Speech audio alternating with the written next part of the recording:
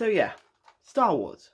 If you've been watching my channel for any length of time, you will know that I am a fan of Star Wars, and I mean Star Wars. All of it. Original trilogy, prequel trilogy, and sequel trilogy. And also, everything in between.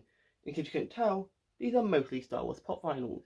And for some reason, some people out there really didn't like the sequel trilogy. One of the big complaints for that is, they got all these new Force abilities. This is absolutely ridiculous. This is not how the Force works.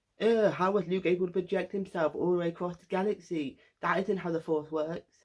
How did Rey and Ben teleport a lightsaber between themselves? That's not how the Force works. And other silly comments in such stupid voices. And today, I'm going to not only prove to you that the Force powers in the sequel trilogy make perfect sense, but also it's going to lead us to what happens after the sequel trilogy. Let's start with one scene from Attack of the Clones. I think it is time we inform the Senate that our ability to use the Force is diminished.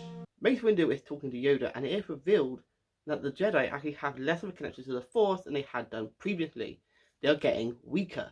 Some evidence to this is that most Jedi share the same skill set, with very few Jedi actually branching out and having Force abilities which aren't the norm. This includes Jedi like Quinlan Vos and Sifo Dyas. But let's look on the other side of the spectrum when it comes to the dark side. On the dark side, they just seem to have generally better Force powers. You know, like Force Lightning, the ability to influence people's dreams, the ability to manipulate midichlorians to create life. Of course, then the question arises, what changed? Why is it between the prequel trilogy and the sequel trilogy the Jedi suddenly got a lot more powerful? I'll throw you back to Legends to meet Darth Bane, one of the favourite Sith Lords in all of Star Wars history, and the creator of the Rule of Two, describing the Force as not like fire but like venom. Where fire is able to light other people's torches, creating a flame, venom can only be spread out so far before its effects become useless. Saying that the more people who use the dark side of the Force, the weaker the dark side of the Force becomes.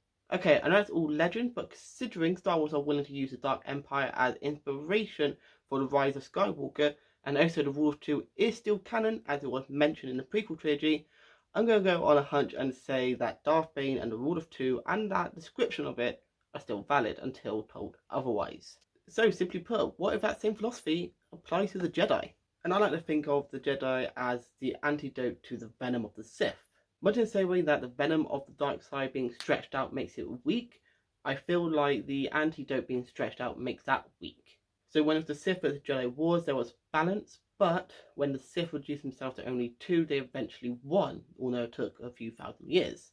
Because even though there were plenty of Jedi out there, no single Jedi had the strength to actually stop the dark side. Just before the Clone Wars, there were thousands upon thousands of Jedi spread right across the galaxy. I think it's probably a fair assumption to say that the Force has been stretched pretty thin. And then after the Great Purge, Order 66, there was less of a drain on the light side of the Force. And after that, when Luke is the last Jedi and has defeated Darth Vader and puts himself to study, he discovers parts of the Force that have been untouched for thousands of years. Finding the potential to put off some of the most powerful and, let's face it, dangerous Force moves out there, such as Double Ganger. But of course, there's also great access to the Force for Luke's apprentice, Rey. And this is where the Rule of Two comes back in. Well, looking over significant parts of the Star Wars franchise, I noticed something. The Master always seems to die for the apprentice. And let's face it, that does parallel with the Sith mentality of kill your master to gain their strength. Where the Sith would use that in order to gain power and knowledge and to become the Master, the Jedi don't do it that way. With the Jedi, the Master sacrifices himself, making sure the apprentice succeeds and passing on their strength like that. Qui-Gon Jinn sacrificed himself for Obi-Wan Kenobi, Obi-Wan Kenobi sacrificed himself for Luke, Luke sacrificed himself for Rey, Kanan Jarrud sacrificed himself for Ezra. And I can only imagine that Ahsoka's probably going to end up doing the same for another Jedi, maybe Baby Yoda. Actually, I don't want Ahsoka to die at all. Sad now. I'm going to call this variant of the Rule of Two the Gift of Two.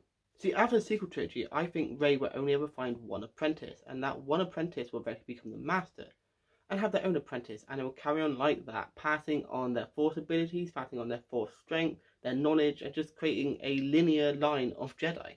And this would also mean they could keep a continuous balance with the dark side of the Force, requiring that the dark side of the Force continues after Rise of Skywalker. So tell me, what do you think of this theory, and what do you think will happen after the sequel trilogy for Star Wars? Also, why don't you like, share, comment, subscribe to this video, my channel, check out all my social media, you can find them down below.